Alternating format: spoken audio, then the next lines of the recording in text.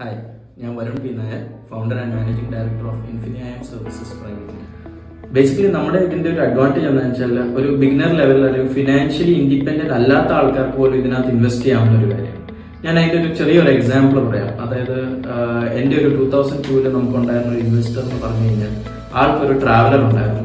Corona time ആയപ്പോഴത്തേക്ക് ആ ട്രാവലറിന്റെ CC പോലും അടയ്ക്കാൻ ആളുടെ ഇല്ലായിരുന്നു. ആൾ എന്നെ സമീപിച്ചപ്പോഴത്തേക്ക് ഞാൻ ഒരു ഐഡിയ കൊടുത്തത്, ആ ട്രാവലർ ആവശ്യമില്ലെങ്കിൽ അത് വിൽക്കാനായിട്ട് പറഞ്ഞു. ആള് ട്രാവലർ വിറ്റു.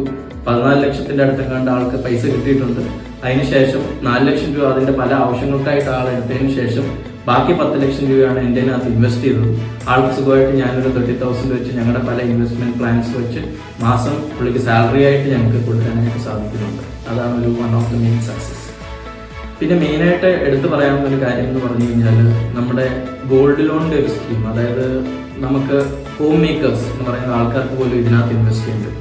അവരുടെ സ്വർണം അവർ ഏത് ഫിനാൻഷ്യൽ കമ്പനിയിലാണെങ്കിലും കൊണ്ട് ഇൻവെസ്റ്റ് ചെയ്തിട്ട് ആ പൈസ നമുക്ക് കൊണ്ട് ഇൻവെസ്റ്റ് ചെയ്ത് കഴിഞ്ഞാൽ അവർക്ക് അവിടെ കിട്ടുന്നതിനേക്കാൾ ഒരു 10% മാത്രം അവിടെ ഒരു മാസം അതിൻ്റെ ഇൻട്രസ്റ്റ് കൊടുത്താൽ മതി. ബാക്കി 90% അവർക്ക് അവരുടെ കയ്യിൽ ഒരു മാസം വെക്കാനായിട്ട് കിട്ടുകയാണ്. അതാണ് ഒരു മെയിൻ ഇൻവെസ്റ്റ്മെന്റ് പ്ലാൻ എന്ന് പറയുന്നത്.